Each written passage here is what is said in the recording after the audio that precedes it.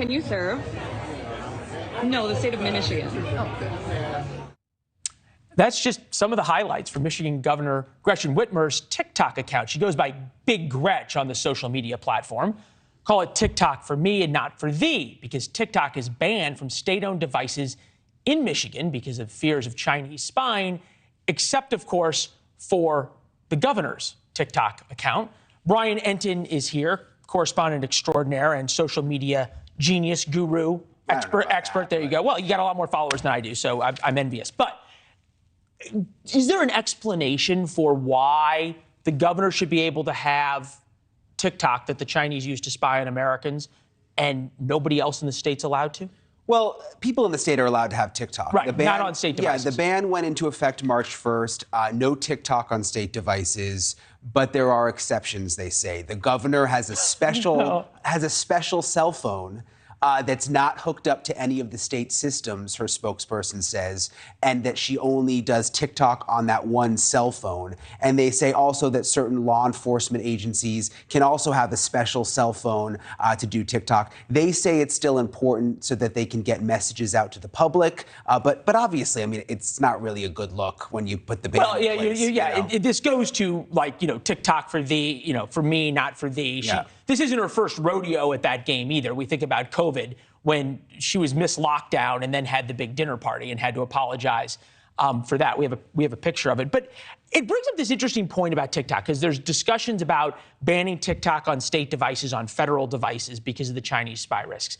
Then there's the discussion about banning TikTok outright in America because of how the Chinese use it. And this isn't really a liberal or conservative issue. You go across the media landscape here.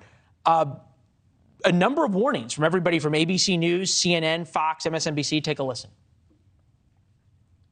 Listen, it can be dangerous, more dangerous than people realize. The warning from the FBI about what it says are the potential national security dangers of TikTok. Troubling, and warns families to be, quote, really careful, in his words, when it comes to kids using TikTok. A major security risk. Not only does it disseminate propaganda, hurts the country, it also apparently is used for spying.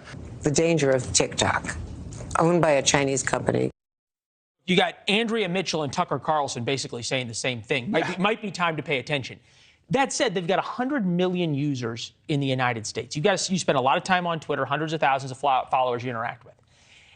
Is it that people just don't care about the risks of the spying? Do people talk about it and say, oh, well, whatever, the Chinese know everything anyway? I think people think the Chinese know everything anyway. I think people are addicted to TikTok. I mean, you scroll through, you watch all the little videos. I think politically it's hard. I mean, she just won re-election. They want to reach out to people, during the campaigns and stuff at the end of the day. I think that comes into play. It's funny you had me on the story today because I was laying in bed this morning and I deleted TikTok off my phone. I never really use TikTok. I'm more of a Twitter guy.